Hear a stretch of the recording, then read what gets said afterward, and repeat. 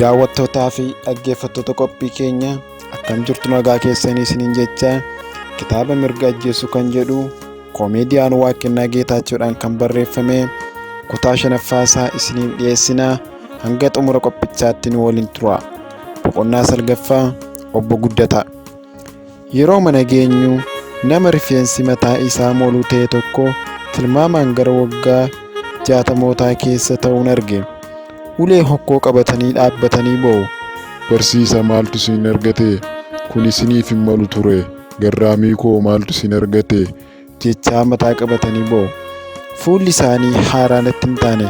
Ofii kootii adda baafachuu dadhabeen suuta harmee koo gaafadhe. Obbo Guddataadha naan jette. Battalumatti eessatti akkan beekuun yaadadhe. Maatiin keenya waggaa 16 dura magaalaa xiqqoo Sombosa Dangiittan jedhamtu jiraataa turre. Anii fi obboloonni ana booda dhalatan hunduu achitti dhalanne. Abbaan koo mana barumsaa sadarkaa 1ffaa magaalattii keessa turte qindeessummaan tajaajilaa ture. Yeroo achi turre daa'ima waggaa 9 yoon ta'eyyuu taateewwan achi turan hedduu isaanii nan yaadadhe. Obbo Guddataan waardiyyaa mana barumsaa sanaa turani.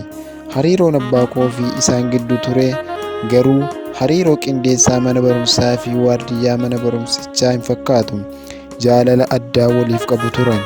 Anii fi obboloonni koo dhuma torbaniitti yeroo baay'ee mana maatii Obbo Guddataa deemnee isaan waliin yeroo dabarsina turre. Yeroo tokko akka tasaa manni Obbo Guddataa balaa ibiddaatiin gubate. Mana Obbo Guddataa ijaaruudhaaf barsiisonnii fi barattoonni mana barumsichaa waliin deeman. Anis abbaa koo harka qabadheen deeme. Muuxannoo gaarii sammuu koo keessaa hin banneedha. Abbaan koo itti yaadee akka nama gargaaruu baruuf na fuudhee deeme jedhee dhibbatti dubbachuuf natti ulfaata. Maaliyyuu haa ta'u garuu anaaf barumsa guddaa ture. Obbo Guddataa waggaa 16 dura manni isaanii jalaa gubatee ijaarsa mana isaanii irratti anii fi abbaan koo hirmaannee har'a ammoo abbaan koo ajjeefamee manni keenyas gubatee jennaan nu jajjabeessuu dhufanii. Abbaan koo harka na qabatee isaaniif birmate. Isaan ammoo ulee dulluma keessa ittiin deeman qabatanii deemsa lafoo sa'aatii 4 olii deemanii nu jajjabeessuu dhufan. Barumsa guddaa lammataan argadhe. Eenyuuf isa ta'u yoomiyyuu gaarummaa facaasuun deebisee akka nama gargaaru nu hubadhe. Isaaniin arguu kootti baay'een gammade. Anii fi obbolaan koo waan qaamaan jijjiiramneef dafanii nun barre. Dabareedhaan eenyummaa keenya isaanitti himne. Hunduma keenyatti marmanii nu dubbisanii. Erga xiqqoo boqotanii booda lafa fagoo waan deemaniif akka itti hin dhiine jennee imammaa fi tuulii wajjin isaan geggeessine. Boqonnaa 10 Halkan Abaaramaa.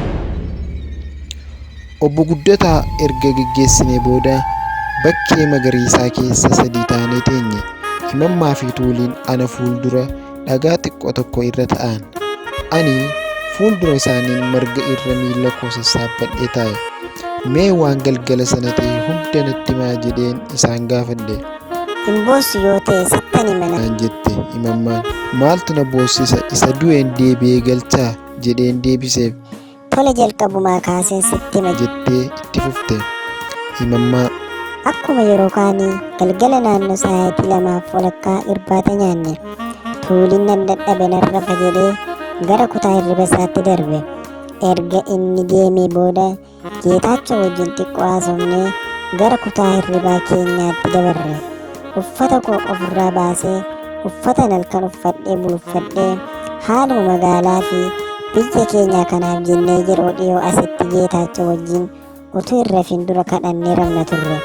Lamaan keenya wal bira jilbeenfannee kadhachuu eegalle.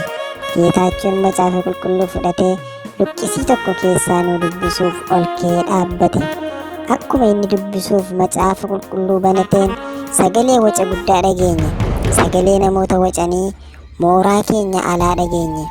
Utuma xiqqoon turin dhagaan akka cabbiitti mana irratti gadi roobe. Ammas ittuma dabalamee ani nan rifadhe. Geetaachoon suuta jedhee Ati tuulii fuudhiiti karaa biroo deeman jedhe. Ati yoo jedheen gaafadhe. Ani rakkoo hin qabu. Haala jiru tasgabbeesseen isin waama Manaan jedhe. Ariitiin fiigeen kutaa Tuulii yeroon seenu Tuuliin dammaqee jira. Kottu asirra baanaa jedheen dura ba'ee fiigee sokke. Yeroon fiigee karaa boroo dallaa keenya keessaa ba'u Tuuliin na duukaan jiru. Deebi'uuf nan sodaadhe. Achuma ofirra gadi taa'een waan jiru dhaggeeffachuu eegale. Wanta isheen natti himtu hunduu akka fiilmiitti fuula koo duratti natti mul'ata. Ati eessatti biraaftee jedheen Tuulii gaafadhe. Ibabbaa dhiise deemurra jedhee na fenaan jedhe. Tole sana booda maaltu ta'eeree jedheen Tuulii gaafadhe. Tuulii balballi alaa sibiilaan rukutamuu eegale. Cabsanii seenuuf yaalaa turanii itti fakkaata. Yeroos Ibabbaan gadi ba'ee isaanitti dubbate. Turaa balbala maaf cabsitu? Anuu siniifan banaa jedhe. Dhaqee balbala dallaa isa alaa baneef. Dallaa ala kan dhaabbatan tilmaamaan gara nama 30 ni ta'u. Dargaggoonni 4 isa duukaa gara manaatti ol seenan. Ani kutaa koo keessa balbala jala dhokadhee waan ta'u hundaa ilaaluu jalqabe. Isaan keessaa tokko sagalee isaa ol kaasee meeshaa qabdu hunda as fidi jedhee Ibabbaa daddarbachaa meeshaa maaliin qaba hoomaayyuu hin qabu kunoo ol seentanii sakatta'uu dandeessu jedhee. Ibabbaan sana booda namni 2 gara kutaa hirribaa Ibabbaafaa seenanii mi'a achi jiru hunda galagalchanii sakatta'an. Hoomaan arganne gara gorduubaatti deebi'anii fooricanii warra alaa waaman. Dargaggoonni muraasni dhufanii beenzila manatti firfisuutti ka'an. Bakka boba'aa itti dhangalaasu rakkatanitti keenyan uranii itti dhangalaasan. Maal dhala koo maa kana goota baadhee si guddisee jedhe Ibabbaan maqaa mucaa sana waamee. Maqaa mucaa sana gaafa Tuuliin natti himuu nan rifadhe. Mucaan sun hiriyaa Tuuliin wajjin barateedha. Sagantaan kadhannaa waldaa keenyaa kan roobii galgalaa torbaniin godhamu mana isaanitti geggeeffama ture. Maatii isaa wajjinis hariiroo gaarii qabna. Manni keenyas baay'ee walirraan fagaatu. Tole achi yoo jedheen gaafadhe. Tuulii sana booda dargaggoota 2 ani fuula isaanii hin argine Ibabbaa morma isaa hudhanii erga xiqqoo turanii booda lafatti kuffisan. Sana booda mi'a mana keessa jiru hunda gara gorduubaa Ibabbaan itti kufee jirutti sassaaban. Utuma mi'a kutaa mana keessa jiran hunda keessaa sassaabaa jiranii isaan keessaa dargaggeessi tokko ana arge. Waan akka sibiila feerroo baatee deemuun ana rukutuuf natti fiige. Sana booda inni isa dudduuba jiru tokko isa dhiisi jedhee narraa dhowwe. Sagaleen isa akkas jedhee naaf haaraan turre. Sana booda erga mi'a hundumaa bakka Ibabbaan kufee jirutti funaananii ibiddatti qabsiisan. Gaafa ibiddichi boba'uu jalqabu akka fajajuu ta'een dhaabadheen ilaale. Utuman ilaaluu mana guutummaatti babal'ataa deeme. Gara kutaa ani keessa jiru yeroo dhufu utaaleen karaa fiddaa ba'e. Xiqqoo harka koo isa mirgaa arrabni ibiddaa na argate malee baay'ees nan miine. Yeroosuman fiigee mana obbo Amantee seene. Manni obbo Amantee fi manni keenya walitti aana. Hariiroo ba'eessa waan qabnuuf dallaan nu gidduu jiru balbala ittiin walitti darbinu qaba. Sana booda maaltu ta'eeree jedheen gaafadhe. Tuulii ani sana booda waan ta'e hin beeku. Garuu yeroo obbo Amanteen karaa boroo gara mana keenyaatti seenaa turan argeen ture. Isa booda waan ta'e isaantu beeka. Wanta sana booda ta'e hunda yeroo najjootti deebi'uun obbo Amantee gaafadha jedhee murteesse. Sana booda warri Ibabbaa ajjeese fiiganii sokkanii jedheen Tuulii gaafadhe. Lakki akka namni dhufee ibidda manicha irraa hin dhaamsine achuma naannoo manaa dhaabbatanii eegaa turani. Haa ta'u imammaan eessa turte jedheen ishee gaafadhe. Boquu ishee gadi qabdee yaadaan baddee natti haasa'uu eegalte.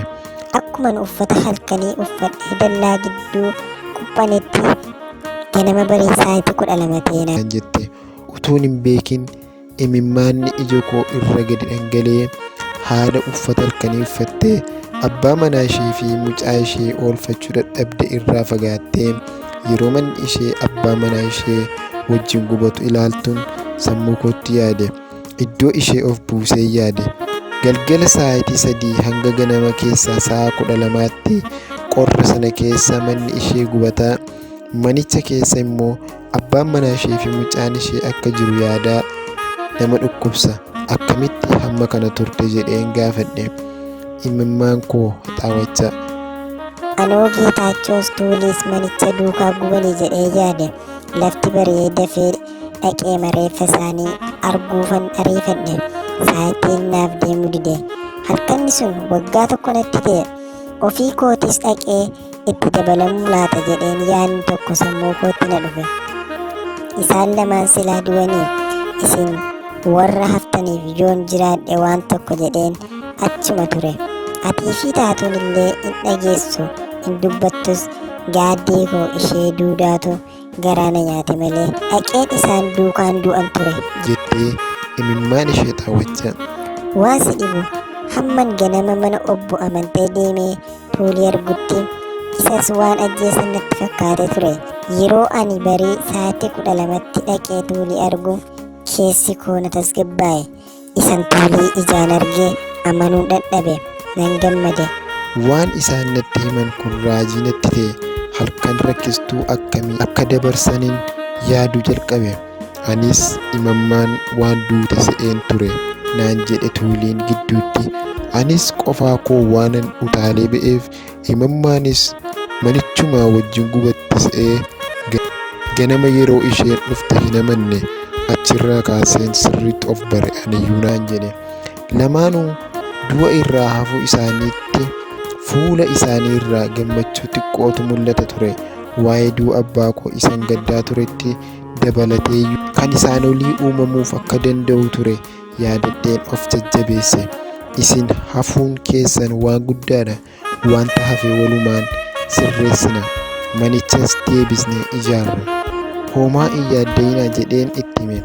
Sana boodoo maaltu ta'e jedheen isaan gaafadhe.